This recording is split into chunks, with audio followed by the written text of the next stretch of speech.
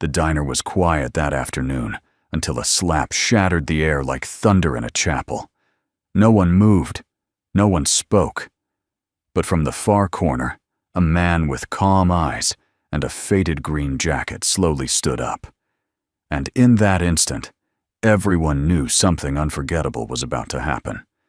Because sometimes, heroes don't wear uniforms anymore. They just happen to be in the right place, at the right time. Stay with us till the end. This story will remind you why kindness, courage, and quiet strength still matter.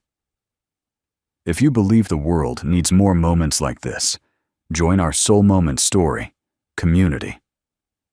Hit subscribe, and let's keep these stories alive together.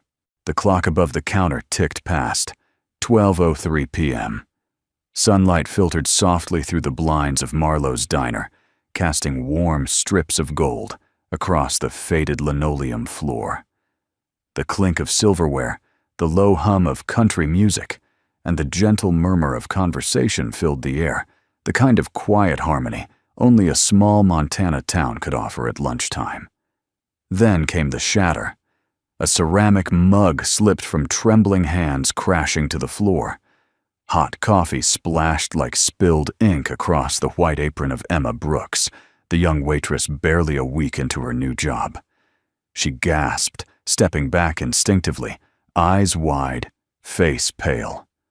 Across from her, standing abruptly, was Jason Miller, tall, muscular, and radiating entitlement like cheap cologne.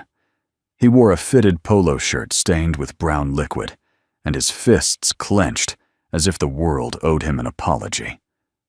"You ruined my shirt, you stupid girl," he barked. The diner froze. No one moved. No one spoke. Forks hovered midair. Conversations died mid-sentence. A mother reached for her child's hand beneath the table. The old man at the bar put down his newspaper, his brow furrowed. Emma opened her mouth to apologize, voice trembling on the edge of words. But it was too late. With a sudden explosive motion, Jason slapped her. The sound of skin against skin cracked through the diner louder than the coffee mug had. Emma stumbled backward, crashing into a chair. Her hand flew to her cheek. Eyes wide with disbelief, she blinked not from pain, but from the shame that settled in quicker than bruises. Silence. True silence. Even the music had stopped, or maybe it hadn't, but it no longer mattered. In the far corner of the diner, at a booth half shrouded in shadow, a man slowly lifted his gaze. His green jacket, worn at the seams and faded by time, rustled slightly as he leaned forward. Long, dark hair streaked lightly with gray framed a face that had seen more than it let on. Michael Carter didn't blink. He simply looked at Jason as if weighing something older than anger, something deeper than rage. He stood. Not rushed, not dramatic, just steady, quiet. The kind of movement that made people pay attention without understanding why. The room turned toward him. Even Jason paused, his ego momentarily stunned by the shift in air pressure, as if gravity itself had bent slightly around this man. Michael walked forward slowly, boots clicking softly on the floor. He didn't make a fist. He didn't raise his voice. He simply stepped between Emma and Jason, placing himself like a wall that refused to fall. His voice came low and even, but it carried like a judge's gavel. "You just made the biggest mistake of your life, son." Jason scoffed, loud and arrogant, masking fear with bravado. "Who the hell are you?" Some wannabe cowboy playing hero? Michael didn't answer the question. Instead, he turned slightly to check on Emma, who still sat stunned against the chair. A bruise was beginning to bloom on her cheek, like a cruel fingerprint. Emma's eyes locked with his. There was something in his gaze, not pity, but respect. He extended a hand, gently helping her to her feet. She whispered, barely audible, "Please don't. It's not worth it. He's the mayor's son." Michael looked at her and gave a subtle shake of his head. Not defiance, just conviction. Wherever someone gets hurt, he said, turning back to Jason. Someone else needs to stand up. That's not politics. That's just human. Jason's jaw tightened. He shoved Michael's shoulder hard, trying to reassert control. That's when it happened so fast, it looked like it didn't. In one fluid motion, Michael redirected Jason's push, using the younger man's momentum against him. With a subtle twist of the wrist and a pressure point below the elbow, he brought Jason to his knees, without injury, just humiliation. The kind a man doesn't forget. Jason gasped in pain, one arm behind his back, the other bracing him on the ground. No one clapped. No one cheered. They didn't have to. There was no need for a spectacle. Truth had already spoken. Michael released his grip and stepped back. Jason stayed kneeling, too stunned to rise. Phones were already out. Someone was recording. Someone else whispered, "Did you see that move?" But Michael didn't bask in it. He wasn't that kind of man. He turned toward Emma and spoke quietly. "You okay?" She nodded, still shaken but grateful. He nodded once slowly, as if checking off a duty in his mind. Then he walked back toward his table, but not to sit, just to retrieve a small duffel bag tucked beneath the bench.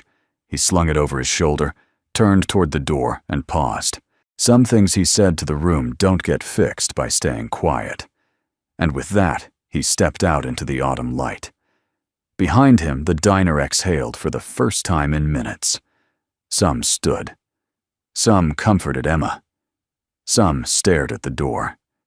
Jason sat, slumped on the floor, confused and defeated. At the window, a 10-year-old girl with chestnut curls pressed her face to the glass.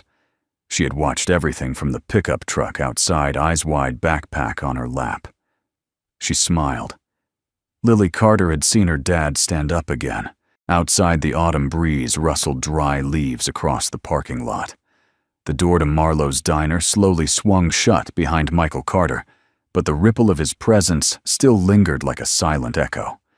Inside, no one returned to their meals just yet.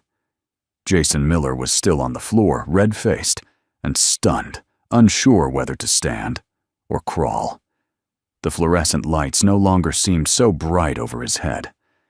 Emma Brooks, hand still pressed lightly to her cheek, stood frozen near the counter, breath shallow, heart pounding.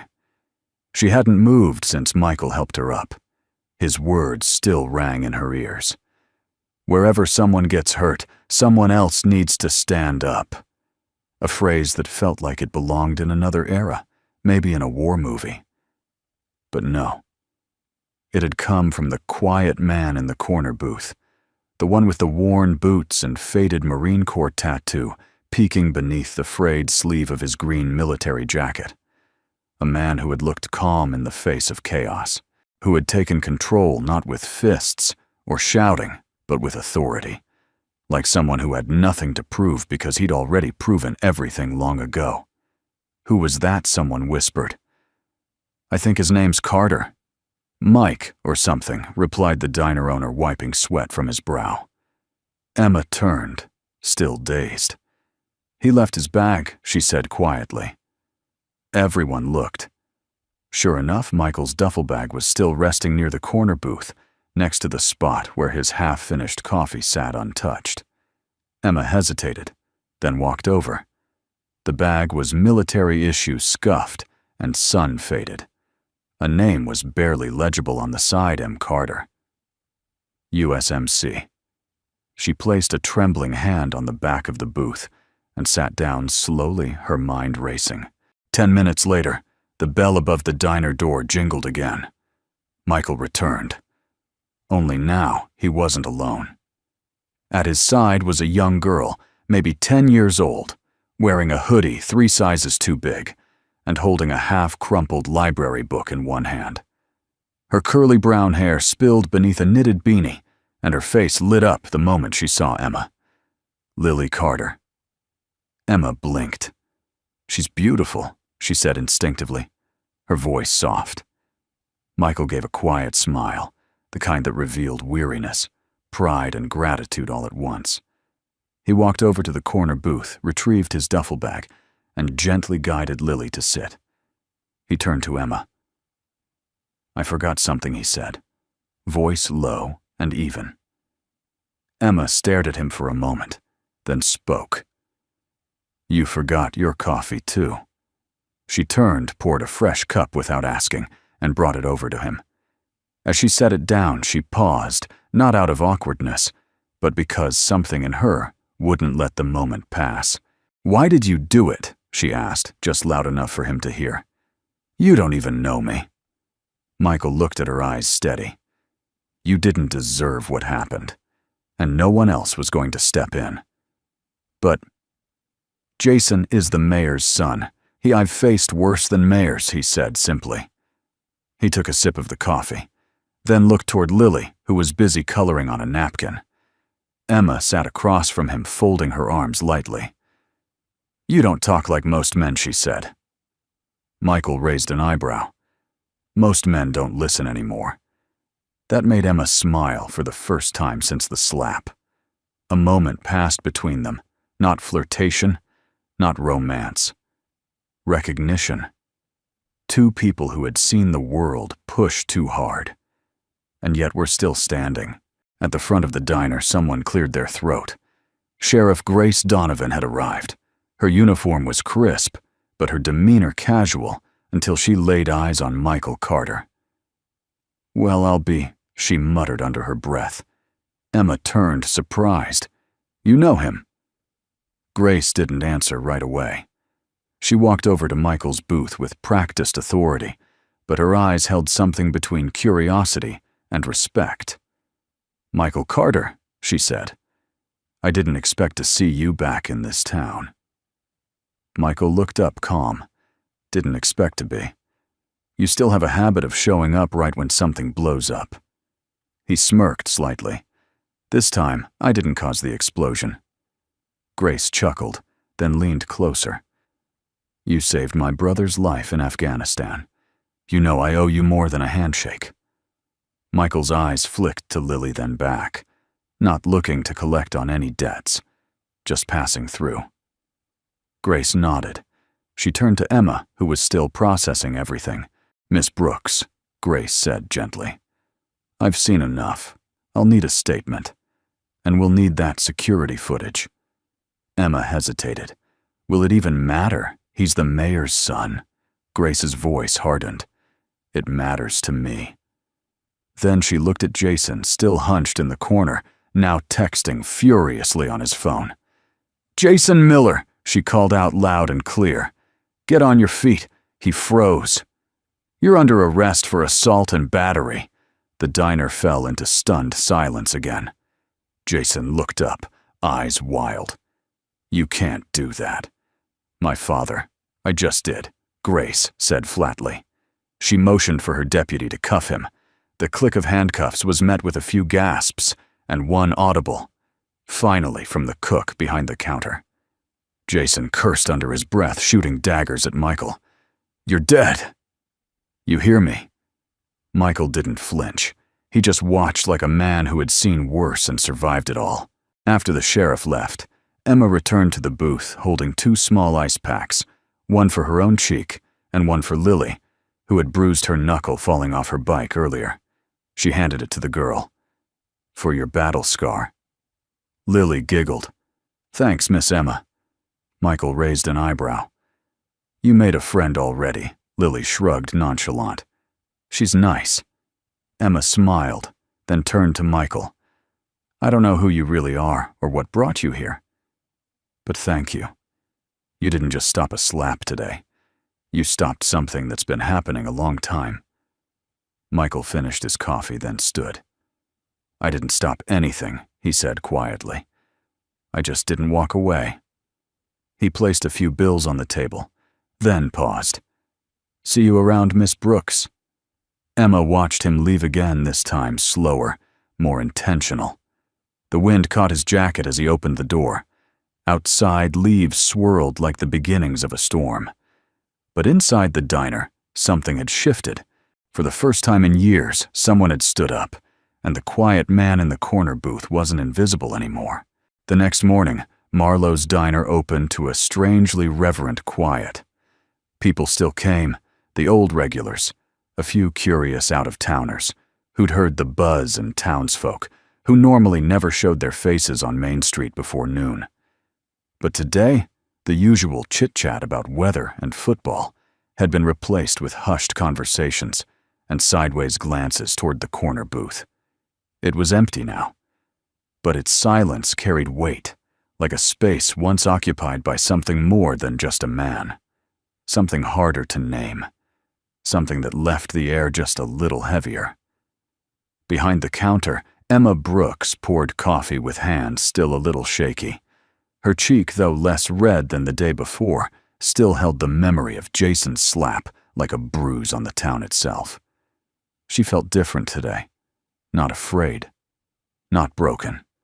Just awake. It wasn't just that Michael Carter had stood up for her. It was how he had done it. He hadn't barked. He hadn't flexed. He hadn't even raised his voice. He had made the entire room feel like children caught doing something wrong, and somehow he never looked angry. He had looked clear, like a man who had already made peace with the worst parts of the world and knew where he stood in it. At 10:23 a.m., the bell above the door rang. Michael walked in, his daughter Lily skipping at his side, a backpack slung over one shoulder, and a chocolate chip muffin already half-eaten in her hand. He didn't go to the corner booth this time. He went straight to the counter. Emma looked up. "You came back." Michael gave a half-smile. "You still serve decent coffee." Emma smirked. "That's the nicest thing anyone said to me all week." Michael helped Lily onto a stool, then sat beside her. The smell of bacon and maple syrup hung in the air like a warm blanket. "I saw the news," Emma said, quietly pouring coffee. "They spun it. Said you assaulted the mayor's son." Michael took the cup, sipped, and placed it down gently. "Doesn't change what happened. That doesn't seem to bother you." Michael's voice remained calm. "Truth doesn't panic." Emma stared at him, brow furrowed.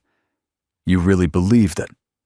He nodded once, then looked her in the eye.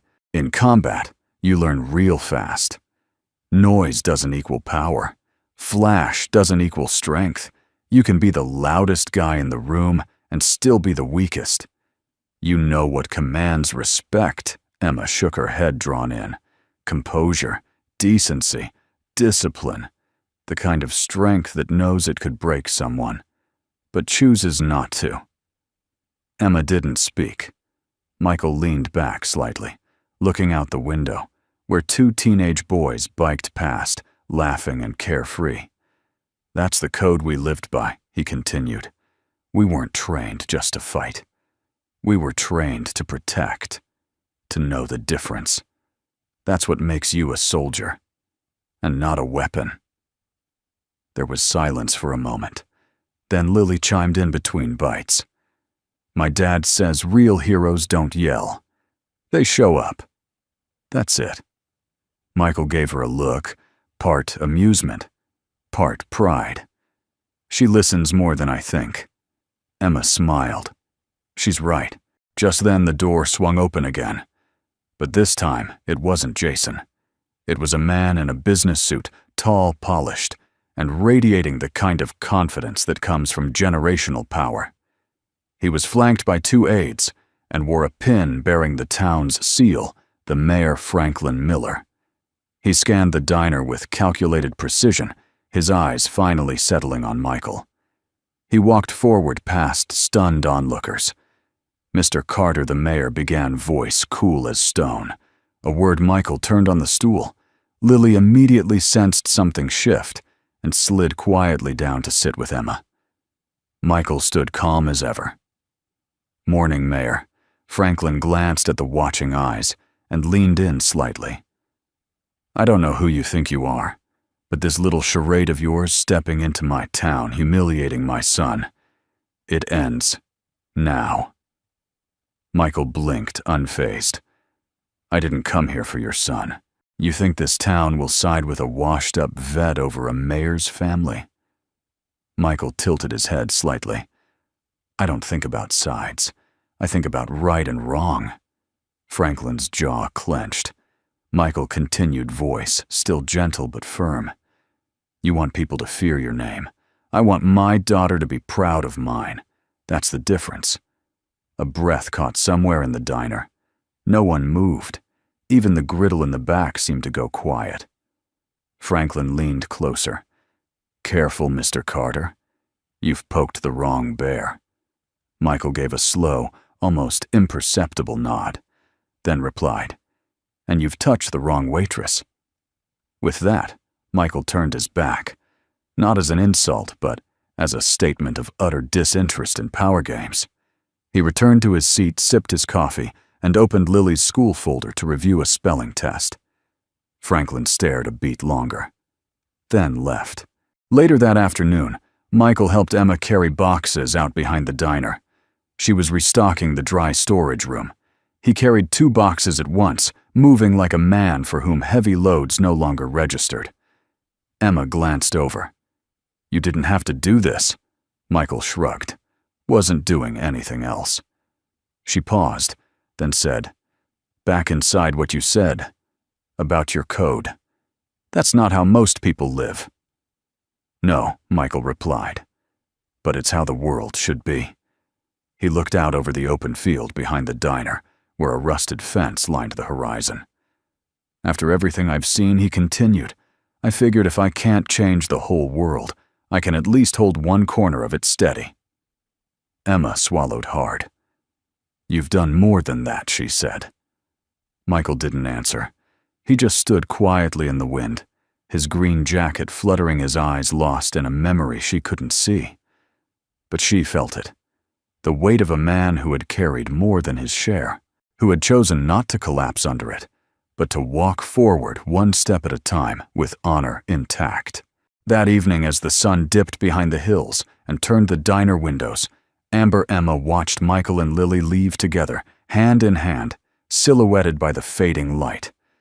Something had changed in the town, and it started not with a fight, but with a code. A code that didn't scream, didn't demand, it simply stood up. The afternoon sun had begun its slow descent behind the Montana hills, casting a golden hue across the windows of Marlowe's diner. Inside, the tension from the morning lingered like smoke thinner now, but still hanging in the corners.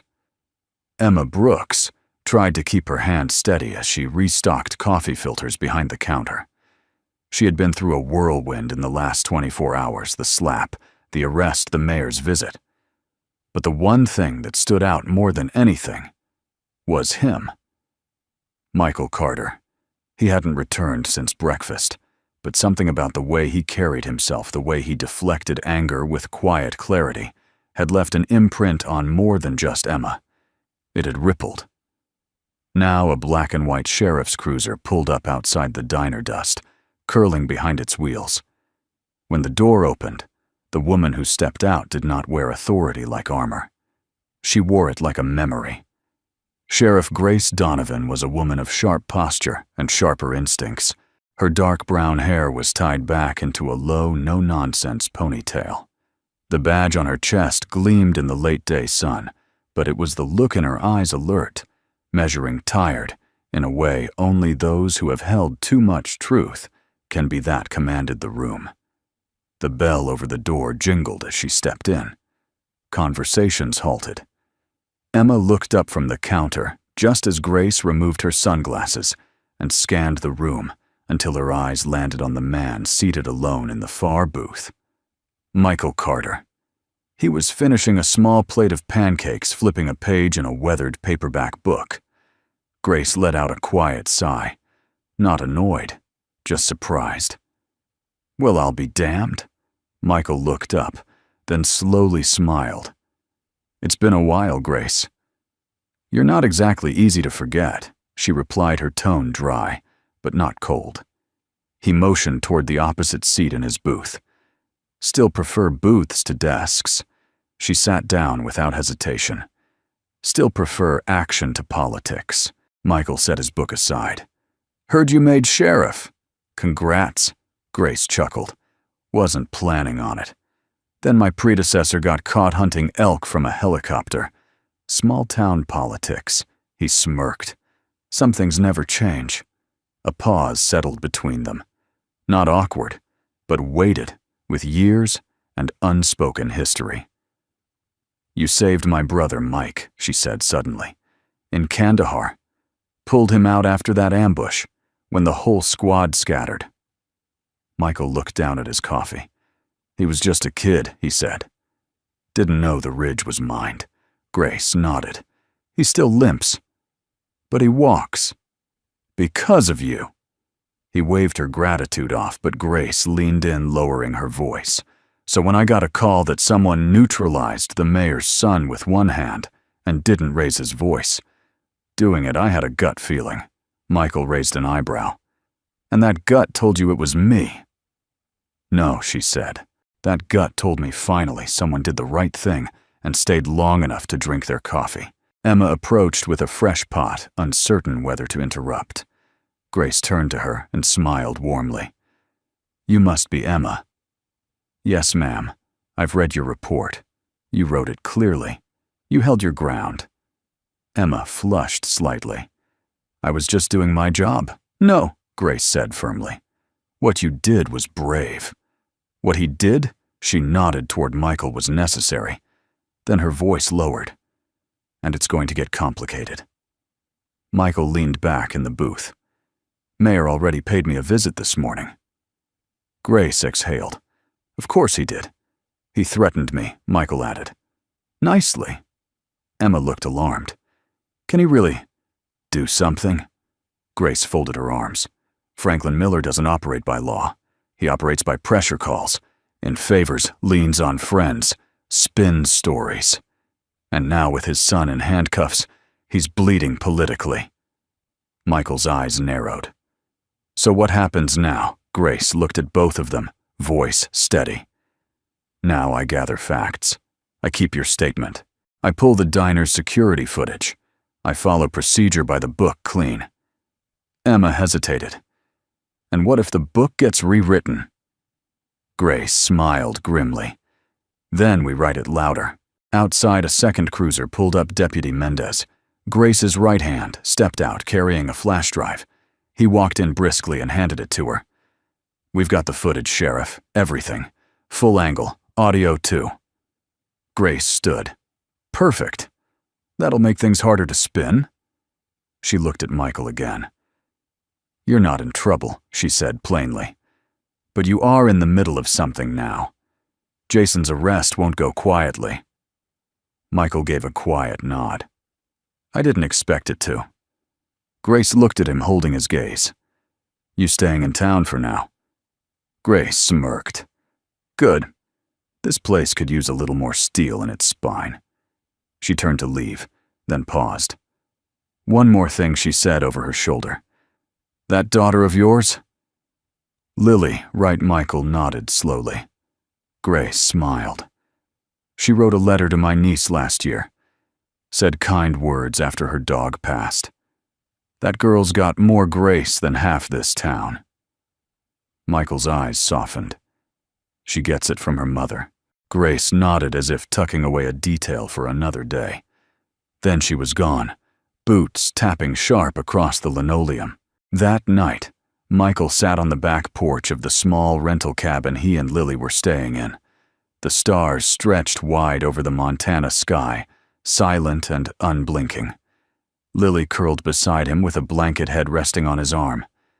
"Is Emma okay?" "Now?" she asked softly. Michael looked down. "She's stronger than she thinks. And the boy who hurt her, he'll learn," he said. "One way or another." Lily was quiet for a moment. "People think being strong is hitting harder," she said. Michael smiled. "The truth is, being strong means knowing when not to." Back at the diner, Emma wiped down the counters long after closing. Her hands moved on instinct, but her mind wandered to the look in Michael's eyes, to the firm but gentle way he spoke to the sheriff, who treated him like a hero without fanfare. She glanced out the window toward the hills where his cabin stood somewhere in the trees. Something had changed in her world, and it began with a stranger in a faded green jacket who walked into a diner. and refused to let wrong go unchecked. Morning came with the weight of rumors. By 9 a.m., the streets of Fairbridge were already humming, not with the usual rhythm of quiet routine, but with whispers. Whispers about the slap. Whispers about the arrest. Whispers about the man in the faded green jacket who took down the mayor's son without raising his voice. The video had gone viral, not nationwide, not yet, but enough to spark wildfire across local social media. A shaky phone clip showed Jason Miller lunging, followed by a silent takedown that looked more like choreography than combat. At the center of it all was a man few people really knew, but everyone suddenly wanted to. Inside Marlowe's diner, Emma Brooks stood at the register, hands slightly cold, despite the warm coffee in her grip. She had barely slept. The night replayed again and again in her mind. The slap, the silence. The voice of Michael Carter cutting through it all, like truth through fog. "You just made the biggest mistake of your life, son." Even now those words made her pulse race. She glanced out the window. Across the street, a black sedan she didn't recognize idled longer than necessary. A man in a suit sat in the front seat, pretending to read the paper poorly. Emma's stomach turned. At 9:15, the diner door opened. Michael stepped inside, nodding politely to a few customers who'd stopped mid-sentence. Lily trailed behind a half-eaten apple in hand, and a colorful backpack, bouncing with each step. He moved with the same quiet energy, deliberate, steady, unreadable. But Emma saw something new in his eyes this morning. He was scanning, calculating, preparing. Coffee she offered almost automatically. Michael nodded. Strong. Lily climbed into her usual seat at the corner booth and pulled out a drawing, a treehouse sketched in crayon with stick figures underneath. Emma smiled. "She's got an eye for design," she said. Michael looked over and gave a rare, soft laugh. "She's building her next mission base. Let me guess. No phones, no politicians, and a secret library under the floorboards. She'd throw in a hot chocolate dispenser. But yeah, that's the gist." The moment of levity was short-lived. Emma leaned in, voice low. "There's a car parked across the street. Black sedan. Been there all morning." Michael didn't look. He didn't need to. He simply took a long sip of coffee, then replied, "They're not here for the pancakes." Back at the sheriff's office, Grace Donovan reviewed the latest report on her desk. It wasn't just about Jason anymore. A new tip had come in, anonymous, encrypted, and untraceable. The message read, "Check sealed case, Juror 11-3498 from last year." Witness testimony was buried. Victim never recovered damages. Mayor's son involved in hit and run covered up by Deputy Halvers. Grace stared at the screen. Her face went still. "That case number." She opened the drawer and pulled out the old physical log. "Case number 11-3498, Tyler James. 17 struck by vehicle near Echo Ridge Road. Suspect fled scene. No charges filed. The case had gone cold, or had been frozen deliberately." She stood up, grabbed her coat, and headed straight for Marlowe's. Back at the diner, Emma sat opposite Michael, something burning in her chest. "I shouldn't tell you this," she began, voice low. "But I heard things." Michael looked at her. Emma glanced around, then leaned in. "When I worked at the gas station before this, Jason and his friends used to come in late. Drunk. Loud. Once I saw him with a busted headlight and blood on the bumper. He said it was a deer." Michael's jaw barely moved, but his hand tensed around the coffee mug. Emma continued, whispering now. "A few days later, I saw the mayor talking to Deputy Halvers in the parking lot, envelope in hand. After that, Jason's car disappeared for a week, came back with new plates." Michael nodded slowly, and nobody said anything. They were scared. Everyone knows who runs this town. What happens if you cross him? Michael set down his cup. His voice was soft, deadly soft. Fear only works if no one stands up. Grace entered the diner moments later, her badge catching the light. She walked straight to Michael's table and dropped the case folder in front of him.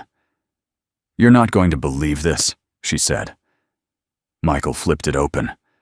One look at the grainy black and white photo of the victim, a boy with kind eyes and a bandaged shoulder, and his face darkened. Tyler James Grace said. "Still walks with a cane. The case was sealed before it ever made it to court. Buried. Witness retracted. Evidence gone. Why? Because the suspect was Jason Miller. The report disappeared right after the mayor called a community outreach meeting." Emma paled. Lily, still drawing nearby, looked up. "Is that bad?" Michael put a hand gently on her shoulder. "That's very bad, sweetheart." Grace lowered her voice. "I think they're watching you now. I think the mayor's team is scrambling to cover more tracks." Michael glanced toward the window. The sedan was gone. "Too late," he said. That evening, Michael returned to the cabin. Lily was asleep early, her drawing clutched in her hand. He stepped outside and opened an old military footlocker by the porch. Inside were a few items wrapped in cloth, a compass, a stack of journals, and a GoPro camera. He powered it on, checking the memory card, then quietly mounted it beneath the eaves of the cabin, pointing toward the road. Just in case. Inside, he opened one of the journals, a worn, leather-bound notebook he had carried through 3 deployments. He began writing. Day 1. Truth is buried here. But truth has roots. Deep ones. I won't let them rot in silence, not while Lily is watching. Not while this town still has good people worth standing for. The next day, the town awoke to a headline, "Mayor's son assaults waitress. Hero vet steps in." But the byline didn't come from the Fairbridge Gazette. It came from a statewide online paper, published by an independent journalist who received a tip anonymously sent from a public Wi-Fi near Marlowe's. The article included the video, the diner's camera footage, and a new section details on a buried hit-and-run case involving the mayor's son. Fairbridge was no longer just a sleepy town. It was a storm gathering speed, and at its center was a quiet man who never asked for attention, but refused to stay silent. The wind had changed, not just in the air but in the way people looked at her, the way they hesitated a second longer before speaking, the way her name now carried weight in whispers. Emma Brooks had become a symbol, not by choice, and certainly not by ambition. All she had done was spill coffee and stand frozen when the slap landed. But what happened afterward? The arrest, the headlines, the way Michael Carter had stood without permission, that changed everything. It was evening now. The diner had closed early. The open sign flipped to closed by the owner, who decided it was best to stay out of politics for a while. Emma didn't mind. In fact, she was grateful for the quiet. She sat alone in the corner booth, the same one Michael usually claimed, her hands wrapped around a mug of tea gone cold. The bruise on her cheek had faded into a soft yellow, like dusk settling on skin. The pain was no longer physical. It was memory. A light knock on the glass pulled her from the fog. Michael stood outside. He wasn't wearing his usual green jacket. Tonight it was a plain gray hoodie, sleeves pushed to the elbows. He held something in one hand, a small folded paper bag. Emma rose and unlocked the door. "I thought you'd gone home," she said. Michael stepped inside, nodding toward the booth. "Saw the lights on. Thought maybe you needed a reason to talk." She offered a faint smile. "And you brought bribes." He handed her the bag. "Apple fritters. Lily's idea." Emma laughed quietly. She has good instincts. They sat opposite each other, silence settling like a familiar coat. For a while, neither spoke. Just the quiet hum of the refrigerator in the kitchen and the distant howl of wind through the power lines. Then Emma said, almost too softly, "You don't know who I am. Michael's eyes stayed on her open patient. She continued. I grew up in a trailer park 3 towns over. Dad left before I could walk. Mom worked night shifts at the mill until she got sick. Cancer took her when I was 15. Michael's jaw clenched slightly, but he didn't interrupt. I dropped out of school to take care of my little brother Jacob. He was 9 then. Sweet smart. He loved maps, wanted to be a cartographer. Can you believe that she smiled faintly, then shook her head? When I was 17, he got pneumonia. I didn't have money for antibiotics, no insurance. By the time I found a clinic willing to help, it was too late. Michael said nothing, because there was nothing to say that could change what she had just relived. Emma looked out the window, her voice distant. After that, I drifted. Jobs came and went. Places changed. People blurred. But pain always stayed sharp. Her hand brushed the side of her tea mug. I started working here 2 weeks ago. Thought maybe I could finally settle. Maybe no one would ask where I'd been, what I'd lost, who I'd failed.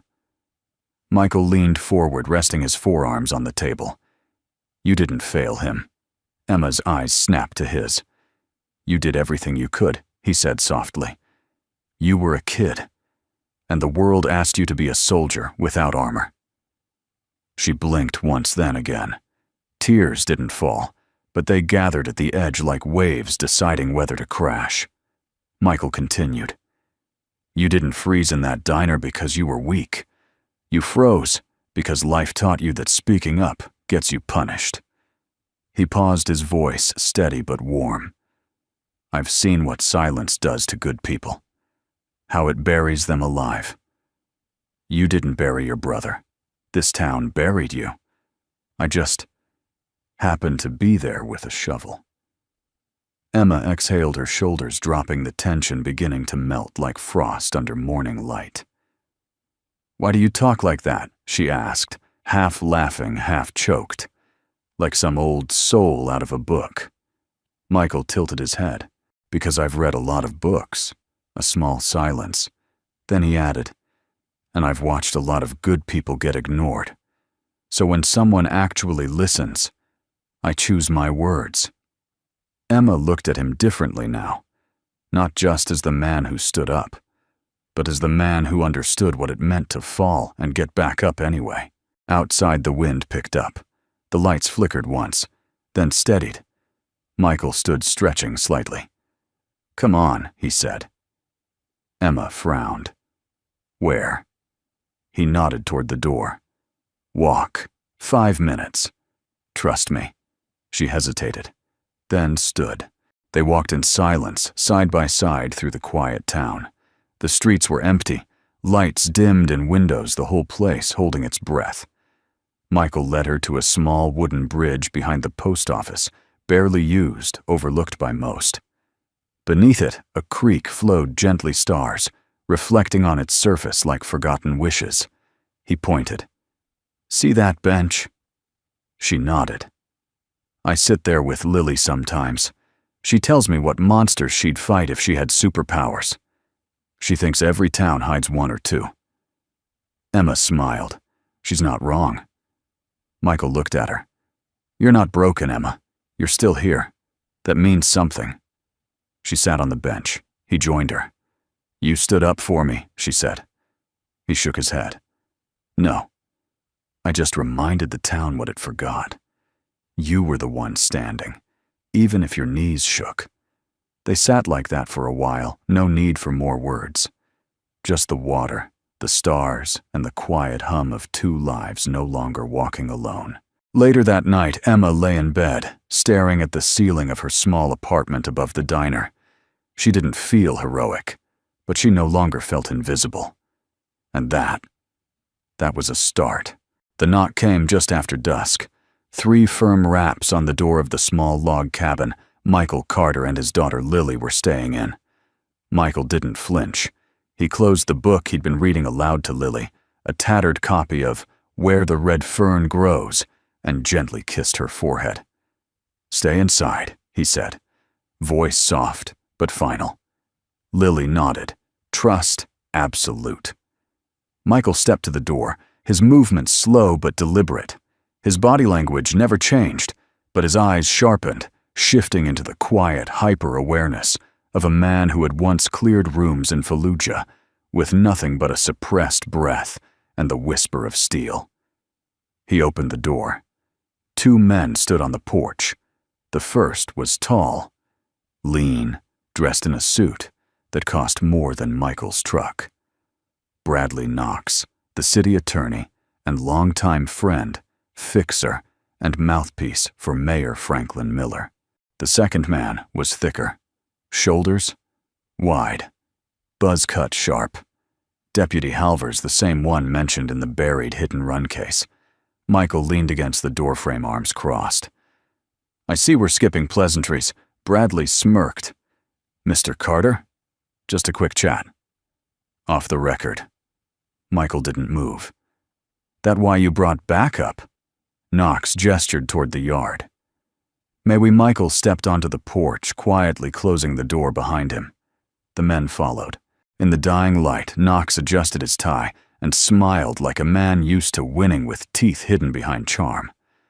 "We understand you've had an eventful week," he began smoothly. "The diner, the sheriff, the footage. And now, well, the public's talking. Things are messy." Michael said nothing. Knox continued. "The mayor's concerned, naturally. There's a lot of misinformation floating around. Half-truths, conspiracy theories. Not good for a town's image." Michael tilted his head. "Is this the part where you ask me to leave?" Knox raised his hands innocently. "Oh, not at all. We just think it's best for everyone if tensions die down. The mayor has tremendous respect for veterans. In fact, he'd be happy to help you find work. Relocation assistance. Quiet place outside the media spotlight." Michael's voice was low and calm. "You offering me a bribe to disappear?" Knox chuckled. "No, sir. Just offering you a way to avoid unnecessary friction." Michael looked at Halvers, who had yet to say a word. "You the friction?" Michael asked. Halvers didn't blink. "Just here to keep the peace." Michael stepped forward slightly, not aggressive, but with the quiet certainty of someone who didn't bluff. "You didn't keep the peace when a boy got hit by a car last year, or when Jason slapped a waitress in front of 24 witnesses. Funny when the peace matters and when it doesn't." Knox's smile thinned. "You're not from here. You don't know how this town works." Michael's voice dropped. "I know how silence works. I've seen villages burned because good men looked away. I've buried friends because justice came too late." He took another step. "I've been quiet most of my life. That ends now." Halvers shifted uncomfortably. Knox's mask cracked just enough for the venom underneath to show. "You really want to fight this?" he asked. "Because if you do, you'll lose. The mayor owns the press, the courts, the banks. You'll be labeled a violent drifter with a record of combat trauma and no stable job." Michael raised an eyebrow. "And what will that make him? The man who threatens war heroes at night." Knox smiled again, but the temperature had dropped. "You'll want to think carefully, Mr. Carter. There's a little girl in that house. Beautiful child. Be a shame if she had to grow up somewhere less friendly." Michael's jaw tightened. That was the wrong move. Dead wrong. Inside the cabin, Lily read quietly by flashlight, unaware of the storm brewing outside. But Michael, he had heard enough. He stepped back toward the door, his eyes never leaving Knox. Then slowly he reached above the frame, pulling down a small blinking device mounted under the roof. A hidden camera. Michael held it up between 2 fingers. "I've been in hostile territory before," he said. "I always cover my 6. He turned the device toward Knox. "Smile for the court." Knox's face went pale. Michael leaned close. "Now get off my property. Next time, come with a warrant or don't come at all." Halvers grabbed Knox's arm, pulling him back as the lawyer sputtered. "We'll see about this," Knox hissed. Michael opened the door and paused. "Yeah, we will." Then he closed it behind him. The next morning, Sheriff Grace Donovan stood in her office stunned as Michael played the video back on his laptop. The entire conversation captured time-stamped audio clear. Grace rubbed her forehead. "He threatened your daughter. That's felony intimidation." Michael nodded.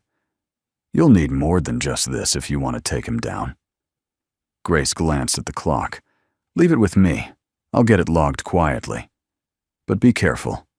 Franklin's not just desperate, he's scared. That makes him dangerous." Michael stood. "So am I." That afternoon, Emma walked into the diner's back office and found a notice of employment review taped to the corkboard. Handwritten across the top, "Under investigation due to conduct unbecoming of a server." Below it, signed, City Licensing Division. Her breath caught. This wasn't just pressure, it was war. That night, Michael sat with Lily beside the fire pit outside the cabin. She leaned against him, half asleep. "Daddy," she murmured. "Yeah, baby." "Why are the bad guys always the loudest?" Michael looked up at the stars. "Because they think if they shout long enough, no one will notice they're scared." Lily smiled sleepily. "Are you scared?" Michael pulled her closer. "Only of one thing." "What, letting the good guys forget how strong they are?" Back in town behind the mayor's office, Knox lit a cigarette with shaking hands. Inside, Franklin Miller poured whiskey into a crystal glass. "Get me something I can use," the mayor barked. "Anything. I don't care what it costs." Knox hesitated. "We push too hard, we might turn him into a martyr." The mayor turned. "Then make sure he doesn't live long enough to become one." The first headline dropped at dawn. "Decorated veteran accused of provoking violence at local diner" by Fairbridge Gazette staff writer. It was accompanied by a grainy screenshot from the video, one that captured Michael Carter with a firm grip on Jason Miller's arm, Jason grimacing as he knelt. The article made no mention of the slap the crowd or the girl with the bruised cheek. No mention of Emma. Only the words, "excessive force outburst" and possible history of PTSD. By noon, 3 more local outlets had picked up the story. By 2 p.m., Michael was no longer the hero who stood up. He was the threat that shouldn't have been here to begin with. At Marlowe's diner, foot traffic thinned like smoke in the rain. Regulars stopped showing up. Tourists turned at the corner. One of the part-time servers quit via text. Even the owner, a grizzled man named Dave, who had once served in Desert Storm, called Emma into the back and handed her an envelope. "Licensing board says they might pull the permit," he muttered. "I can't afford to lose this place, Em." "I'm sorry." Emma opened the envelope. Inside was a formal suspension notice. "Just for a while," he added, "until this thing blows over." Emma's voice cracked. "I did nothing wrong." Dave looked away. "That's not the point." At the local elementary school, Lily Carter sat quietly at her desk during reading hour. But whispers slithered around her like smoke. "That's the girl whose dad hurt someone. They say he used to kill people. She's weird. She never talks." By lunch, one boy shoved her tray to the floor. Another mimicked a gun with his fingers and pointed it at her. Lily didn't cry. She waited. And when the school day ended, she sat on the bench outside small backpack, hugged tightly to her chest, until her father came. Michael pulled up in the pickup, and she climbed in without a word. He knew something was wrong, but he didn't push. Not yet. That night, the cabin was quiet. The fire flickered low. The kettle whistled, once then died down. Michael stood at the sink washing the last of the dinner dishes, while Lily sat at the small table, chin in her hands. Finally, she spoke. "Why are they being mean to you?" Michael dried his hands and turned. Lily looked up, eyes damp but defiant. You didn't do anything bad. You helped her. Michael knelt beside her, his voice steady. Sometimes, when people are scared, they don't look for the truth. They look for someone to blame. She frowned. But the truth is what happened. Why don't they care? He thought for a moment, then reached for a candle on the windowsill. He lit it with a match and placed it on the table between them. You see this flame? She nodded. It's small, quiet, doesn't shout. But when the room is dark, it's the only thing that matters. Lily blinked, trying to understand. Michael continued.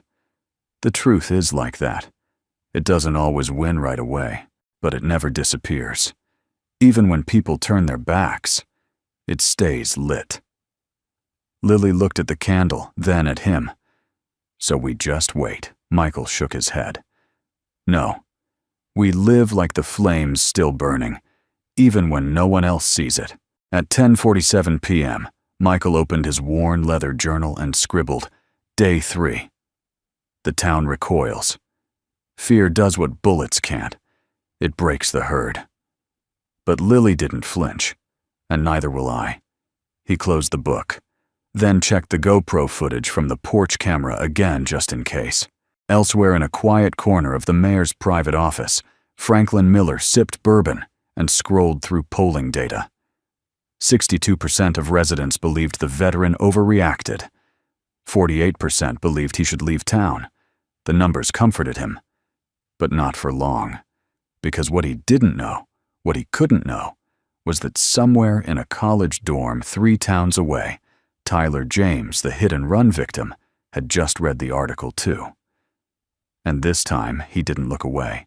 The next morning, Michael and Lily walked into the diner, though the sign still read, Closed. Emma was there cleaning quietly, as if trying to erase the tension from the walls. She looked up. Her eyes were tired, her hands red from bleach. But her smile, though faint, was real. You're brave for showing up, she said. Michael shrugged. I've shown up to worse places. Lily walked over to Emma and placed a folded piece of paper in her hand. Emma opened it. It was a drawing Emma in a diner apron, Michael standing nearby, and Lily holding a tray of cookies. Above them, the words, Good people don't hide. Emma swallowed hard. Did you draw this? Lily nodded. It's for the wall, so people remember. Emma walked over to the bulletin board and pinned it up right next to a local church flyer and a faded menu. She looked at Michael. They'll come around. I don't know when, but they will. Michael replied. I'm not waiting for them to change. I'm making sure we don't. That night, another article surfaced. But this one wasn't from Fairbridge. It was from a regional investigative journalist, anonymously sent tip attached with Michael's porch camera footage.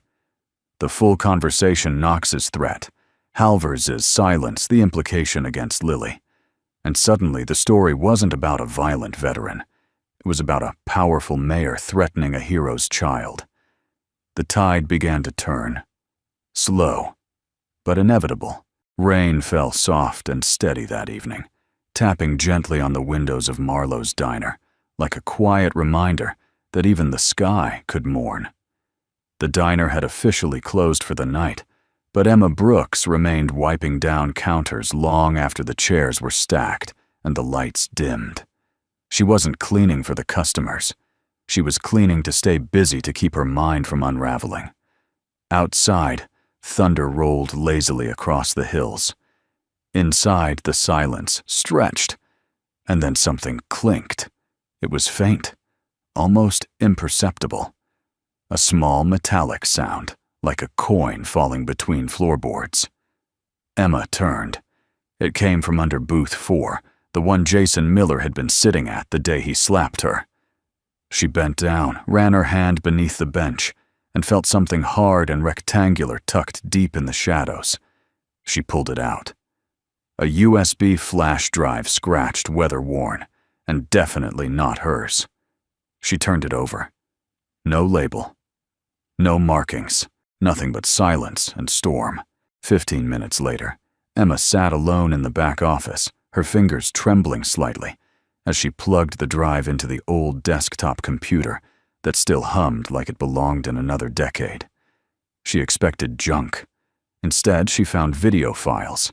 7 to be exact. Each marked only by a date and time the most recent from just over a year ago. Emma clicked the first. A dark room. 2 silhouettes. One voice, unmistakable Jason Miller. Dad says it's taken care of. The kid won't talk. Halvers shredded the footage. Pause. A muffled laugh.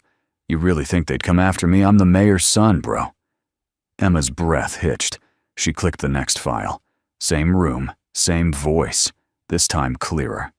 I hit something. I don't know. A deer? Maybe not. Whatever. It's gone now. No plates, no footage. Dad said it's handled. Then came the final video. A dim-lit office. A figure seated behind a large desk this time, no doubt. Mayor Franklin Miller. Your little accidents have consequences, Jason. I can only clean up so much. You have to learn to control yourself. What if it comes back up? It won't. I've buried worse. Emma leaned back in her chair, her hands shaking, her mouth dry. This wasn't just evidence. This was dynamite. 30 minutes later, headlights cut through the rain outside Michael's cabin. He opened the door before she even knocked. Emma stood there, soaked, breathless, clutching the flash drive like a lifeline. I need to show you something, she said. He stepped aside. Lily peeked from the kitchen, brushing sleep from her eyes. Miss Emma? Emma smiled gently. Hey, sweetie. Sorry to come so late. Michael brought a towel for her, then dimmed the lights and powered up his laptop. It took only 2 minutes for him to realize what they were holding. He stared at the paused frame of the mayor on screen, cold, calculating, undeniable. Where did you find this? Emma exhaled. Under booth 4, must have fallen from Jason's jacket the day it happened. Michael's voice dropped. He's been careless before. But this is the end of the line. Lily looked up. Is it bad? Michael turned toward her, crouched beside the chair. No, baby. It's the truth. And it's time people saw it.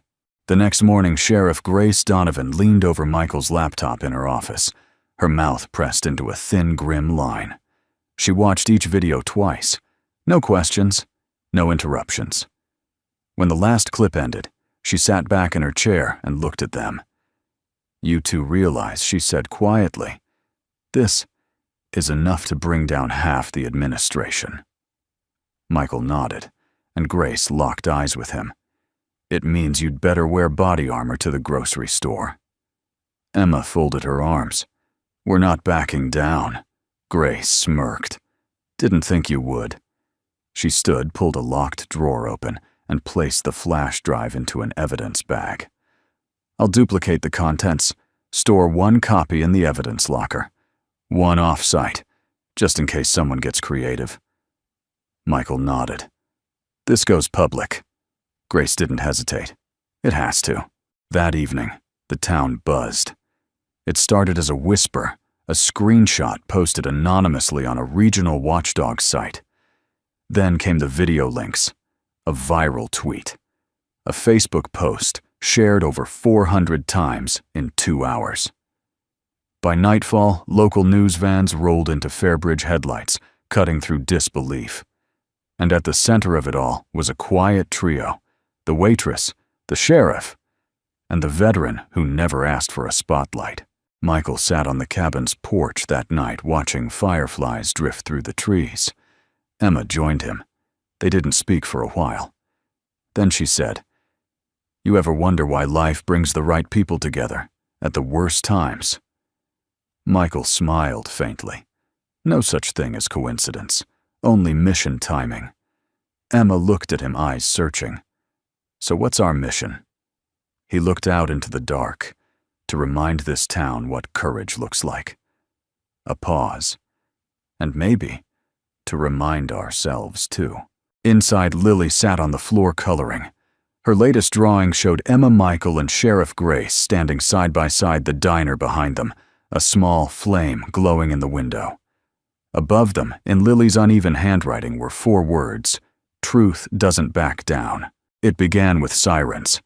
Not the kind that scream through night like wounded wolves, but the low, synchronized wails of 4 cruisers heading toward Fairbridge City Hall just after sunrise.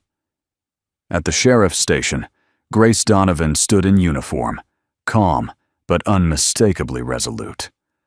On her desk were 2 warrants, one for Mayor Franklin Miller, the other for Deputy Halvers. And in her pocket was a flash drive loaded with enough truth to shake the town to its knees. At 7:32 a.m., the doors of City Hall swung open. Franklin Miller stood behind his desk, sipping black coffee from a crystal tumbler, as if the world outside hadn't already changed overnight. His lawyer, Bradley Knox, paced in the corner, face pale, hands trembling. "You told me you buried this," Franklin snapped. "I did," Knox hissed. "But it came back. It always comes back." The door burst open. Grace entered with 2 deputies, voice sharp and formal. "Franklin Miller, you are under arrest for obstruction of justice, witness, tampering, conspiracy to suppress evidence, and felony intimidation." The mayor laughed bitterly. "Do you know who I am? A citizen of Fairbridge," Grace replied.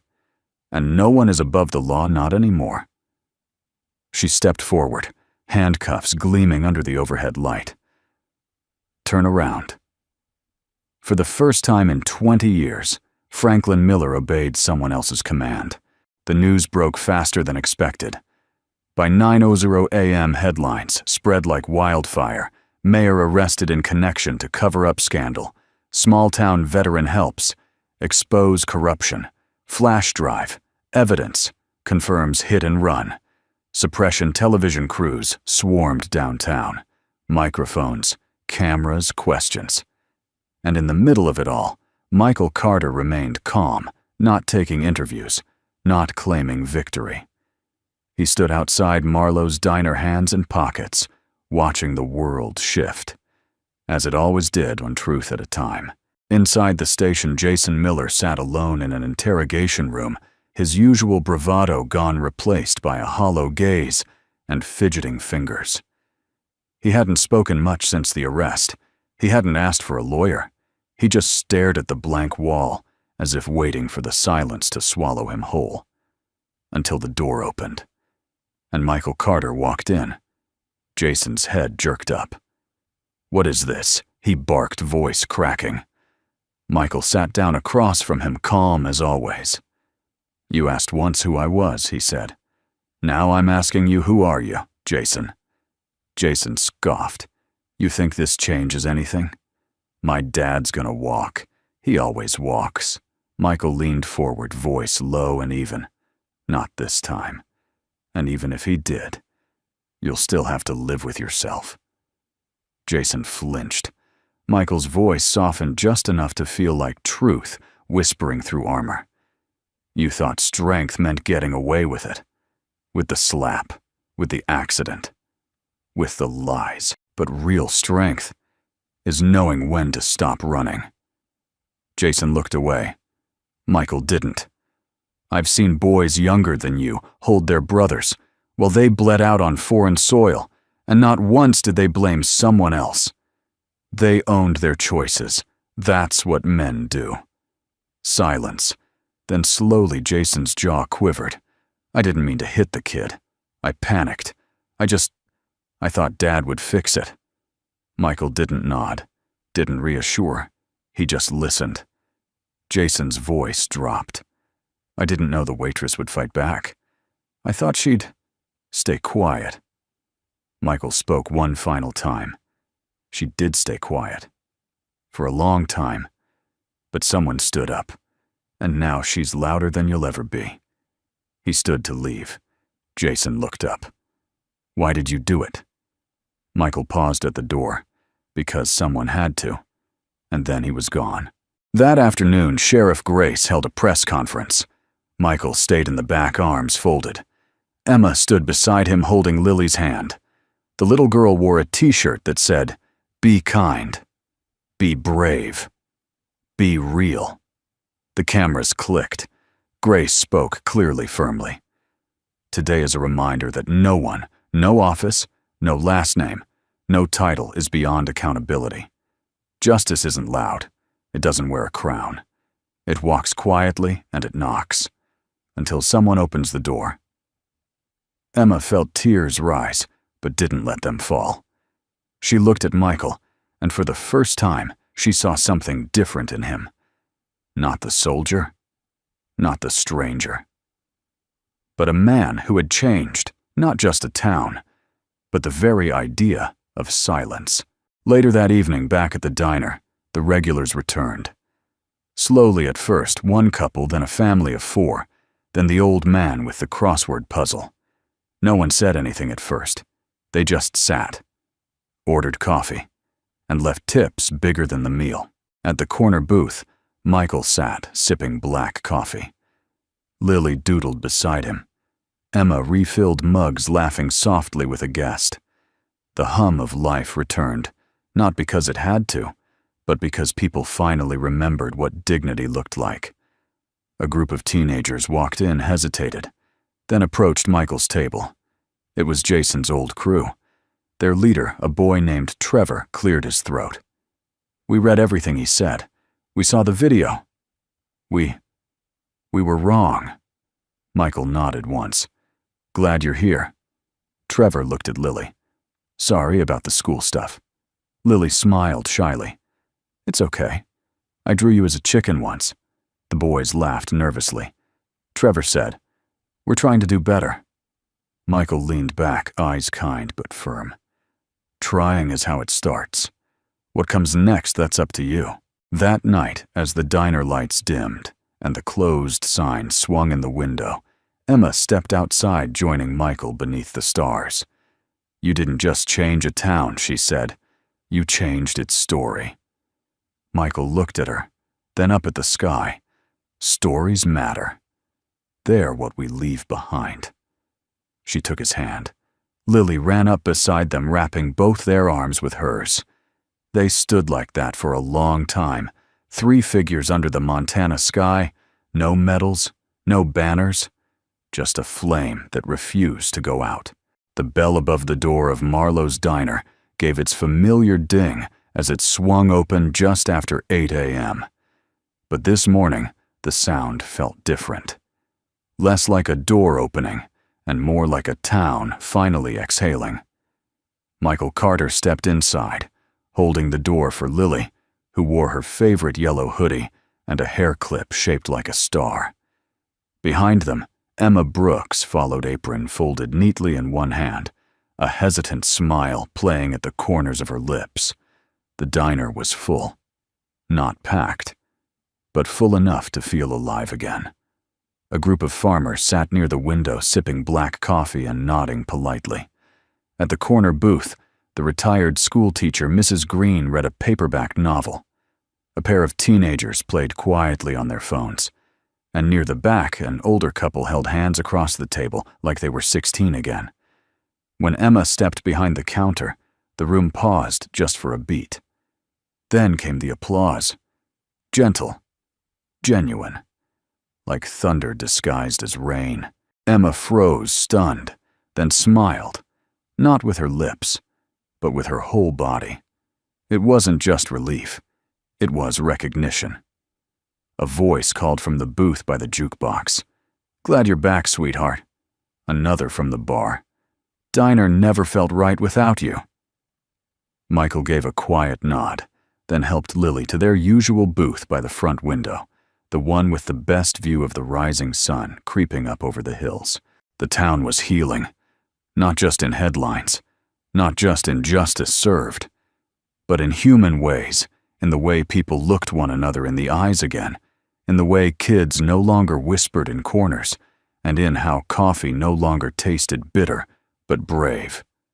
Emma moved from table to table with the grace of someone who had earned her place, not through pity, but through resilience.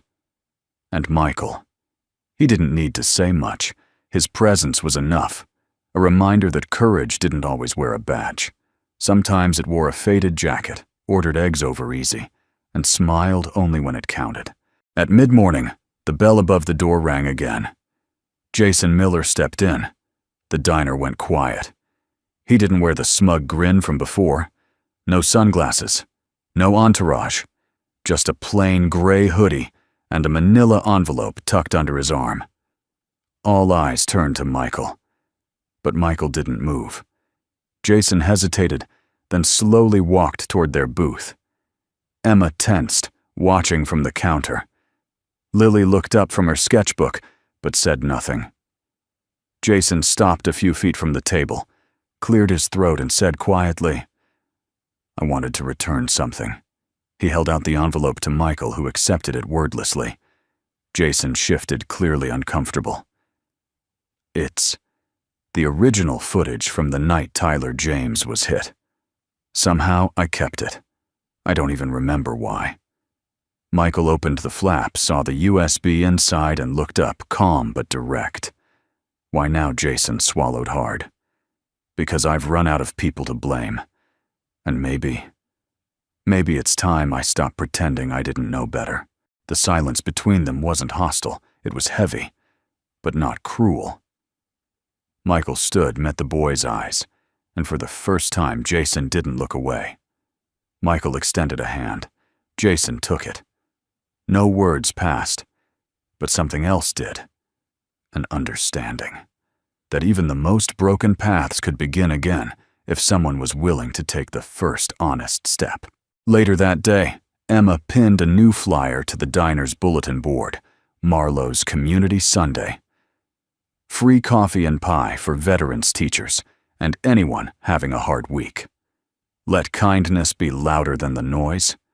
Beneath it, Lily taped one of her drawings, a giant coffee cup with the words, "Good hearts fill empty mugs." The regulars loved it. By sunset, the light through the window painted everything in golden amber. Michael sat in the booth, Lily curled up next to him, resting her head on his arm. Emma brought over a slice of peach pie. "On the house," she said. Michael raised an eyebrow. "That's dangerous generosity." Emma smiled. "I've seen worse." She hesitated, then slid into the seat across from them. "I used to think healing came in big moments," she said. "Courtroom wins, headlines, apologies." Michael listened. Emma looked around the diner at the people, the laughter, the light. But maybe healing is just showing up. Every day. Choosing kindness. Making space for someone else's silence. Michael nodded. The world doesn't need more heroes. It needs more present people. Emma glanced at Lily, who was quietly drawing again. "You think it's over?" she asked. Michael looked out the window at the hills, the sky, the stillness that only came after the storm had passed. "It's never really over. But now, we're not alone anymore." That night, after lockup, Emma found a folded note tucked beneath a salt shaker at table 7. It read, "To the girl who didn't stay down, you reminded us all what standing looks like. Thank you. A former coward." She didn't cry, not right away, but she held that note to her chest like it was the only thing keeping her heart from falling apart in the best way possible. At the cabin, Michael tucked Lily into bed. She looked up at him sleepily. "Daddy?" "Yeah, baby." Was the town broken? Michael thought for a moment. Maybe just lost. People lose their way sometimes. And now Michael kissed her forehead. Now. They've started walking home. The diner was quiet that afternoon, not empty, but serene. Outside, the golden light of late autumn filtered through the windows in soft waves, casting gentle shadows on the linoleum floor. The scent of fresh apple pie lingered in the air, mingling with the comforting aroma of coffee and nostalgia. Michael Carter sat alone at his usual corner booth, sipping from a chipped mug. Across from him, Lily was focused on her sketchbook tongue, peeking out as she carefully shaded a drawing of a smiling waitress holding a tray of pancakes. Michael glanced at her and smiled. This was peace. The kind you don't chase, the kind you build one quiet morning at a time. At 3:14 p.m., the bell above the door gave a single, hesitant ding. Heads turned. Jason Miller stood at the entrance. No hoodie this time. Just a plain flannel shirt, jeans, and hands shoved deep into his pockets. He looked different, smaller somehow. Not physically, but in presence. The arrogance that once clung to him like cologne was gone, replaced with something else. Something quieter. Something earnest. Michael looked up but didn't stand. Jason's eyes scanned the room, landing finally on Emma, who was restocking the dessert case. She froze only briefly, then nodded once, just enough to say, "I see you. I'm watching." Jason stepped forward, moving slowly, deliberately. He didn't go to the counter. He didn't order. He walked toward Michael's table, stopping 2 feet away. Lily looked up, curious. In his hands, Jason held a tray, old metal, slightly bent at the corner. The same tray Emma had dropped on the day he slapped her. The day everything changed. Jason set the tray down gently on the edge of the table. "I think this belongs here," he said. Michael didn't answer right away. He looked at the tray, then at the boy. Jason added voice, quieter. "I cleaned it. Properly." Michael nodded once. "Appreciate that." Jason stood still, unsure what to do with his hands, his breath, his shame. Then he said, "I've been helping at the church pantry. They needed drivers. I figured, it's a start." Michael tilted his head slightly. "Not a bad one." Jason hesitated. "I know it doesn't fix anything." Michael looked at him with eyes that had once seen too many young men fall before they learned how to stand. "Doesn't have to fix the past," he said. "It just has to mean the future's different." Jason swallowed. "She's still got a bruise," Michael replied gently. "And you still have a choice." From behind the counter, Emma watched the exchange in silence. She didn't cry. She didn't smile. But her shoulders dropped just slightly, like someone letting go of a stone they'd carried too long. Jason turned to leave but paused. "I used to think strength was about control, making people afraid." He glanced back at Michael. "Turns out it's about showing up when you don't have to, and facing people who have every reason not to forgive you." Michael said nothing, but his eyes said everything. Jason stepped toward Lily. "You're brave," he said. Lily nodded. "I know." Jason smiled just a little and walked out into the fading light. The bell dinged again as the door closed behind him. Inside, the diner slowly returned to its quiet rhythm. Michael picked up the tray, examined it. A small dent remained on the edge, a silent scar, but clean, polished, intact. He set it on the window ledge like a symbol, not of the past, but of what had been carried forward. Emma walked over, drying her hands on a towel. "Didn't expect to see him back so soon," she said. Michael nodded. Didn't expect him to bring the tray. Emma glanced at it, then at Michael. "Do you think people really change?"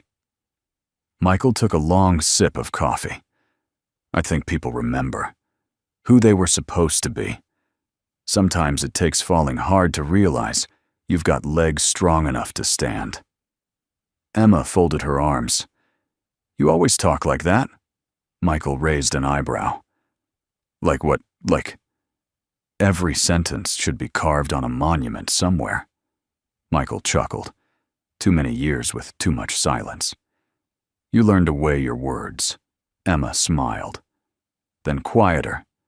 "You're good for this town." Michael looked out the window, watching as Jason turned the corner and disappeared into the late afternoon sun. "I'm not here to fix the town," he said, "just holding my corner of it steady." Later that evening, Lily taped her newest drawing to the bulletin board. It showed a boy returning a tray to a table where a man sat quietly, hand resting on a mug. The caption read, "Saying sorry doesn't make you weak. It makes you free." Emma stared at it, then looked down at Lily. "You're pretty wise for someone who still orders hot chocolate with extra marshmallows." Lily grinned. "Wisdom needs sugar." Michael from across the room just shook his head. That night, as the last guests left, and the diner lights dimmed, Michael sat alone at his booth for a moment longer. He wrote in his weathered leather journal, Day 10, "Redemption comes in small footsteps, not parades." Today, a boy brought back a tray, and in doing so returned a piece of himself. I didn't teach him that. Life did. But I was here to see it. That's enough. He closed the book. Outside, the wind was gentle. The kind that didn't sting, just reminded you the seasons were shifting. Inside, a town kept healing. One act at a time. The first snow came just before sunrise. Thin flakes drifted through the sky like forgotten pages, settling softly on rooftops. Fence rails and the old pickup truck parked outside Marlowe's diner. The world looked quieter, softer, like even the sky had decided it was time for a fresh start. Inside the diner, warmth pushed back the cold. The windows fogged at the corners. The coffee pot gurgled. The jukebox played an old Johnny Cash tune just loud enough to tap your heart, but not your ears. At the corner booth, the one facing east closest to the morning light, Michael Carter sat with a newspaper folded neatly beside his plate, a mug of black coffee in hand. Across from him, Lily fidgeted with a sealed envelope. Her eyes danced with nervous excitement. Michael raised an eyebrow. "That the big one?" She nodded, grinning. "Miss Holloway said we could write about anyone we admire, but we had to read it out loud if we won." Michael smirked. "So who'd you write about?" Lily leaned in, eyes sparkling. "You." Michael blinked. A pause. Then, "Did you mention I make you eat vegetables?" Lily giggled. "No, but I did mention you drink coffee that smells like burned tires." Michael chuckled, leaning back in the booth. Fair enough. A few minutes later, Emma Brooks arrived for her shift, cheeks pink from the cold scarf dusted with snow. She waved to Michael and Lily, then stepped behind the counter, tying her apron with a practiced hand. Michael watched her. She moved differently now. Lighter. Not because life had gotten easier, but because she had gotten stronger. The town had noticed, too. Emma was no longer the girl who got slapped in silence. She was the woman who stood back up and kept showing up. The bell above the door jingled. A group of kids from the local elementary school filed in, led by Miss Holloway. Their teacher, gray-haired, kind-eyed, the kind of woman who carried books like they were sacred, and children like they were the future. They took their seats near the back. Emma brought out hot chocolate for each one, extra marshmallows, courtesy of Lily's suggestion. Miss Holloway stepped to the front of the group. "Class, today we're doing something special. Our town has been through a lot this year. But out of every essay written for our Everyday Heroes project, one stood out." She turned toward Lily, who sat up straighter. "Lily Carter. Would you do us the honor?" The diner went quiet. Even the old man by the jukebox turned off the music. Michael sipped his coffee slowly, watching his daughter walk to the front with the envelope in her small hands. She opened it carefully, voice a little shaky at first. Then she read, "My hero doesn't wear a cape or a crown. He doesn't give big speeches or win shiny medals. He wears a faded green jacket and makes pancakes shaped like stars when I'm sad." The room leaned in. Lily continued, louder now. "My dad doesn't talk much, but when he does, people listen. Because his words feel like stone, not because they're heavy, but because they're strong. I've seen him protect people he barely knows. I've seen him help someone who hurt him. And I've seen him hold his heart still so mine could beat safely." Emma swallowed hard behind the counter. They called him a hero once. Then they called him dangerous. but I just call him Dad. And he taught me the bravest thing you can ever do is be kind when it's easier to turn away. Silence, then quiet applause. No cheering, just the kind of clapping that says, "We see you. We remember now." Lily walked back to the booth, cheeks red for a different reason now. She slid into the seat tucked into Michael's side. He didn't say a word. He just kissed the top of her head and whispered, "That was the best thing anyone's ever written about me." Lily grinned. "You haven't read the ending yet." Michael raised an eyebrow. "There's more." She nodded, pulling out a small postscript. P.S. I think my dad's coffee smells like burned tires, but I love him anyway. He laughed one of those deep, real laughs that only comes when you realize the world's been heavier than you admitted, and suddenly isn't. Later that day, Michael stood outside the diner, hands in his coat pockets, watching the snow fall gently across Fairbridge. The town looked the same, but felt different. A group of high schoolers shoveled the sidewalk without being asked. An elderly man helped a young mom load groceries into her car, and someone he didn't see who had placed a small sign on the diner's front window. Painted by hand. This place stood up when others sat down. Michael stared at it for a long time, not with pride, but with peace. Emma stepped out beside him holding 2 cups of cocoa. "People are different now," she said. Michael nodded. "Not different. Remembering." They sipped in silence. Then Emma said, "Do you think this lasts?" Michael looked at her eyes, gentle.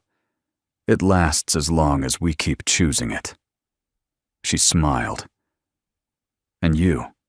You staying?" Michael turned toward the hills in the distance, the ones he'd once planned to leave behind the moment Lily was safe. But now, this place was no longer just a stop on the road. It was a town that had remembered itself, and in doing so, had given something back to him, too.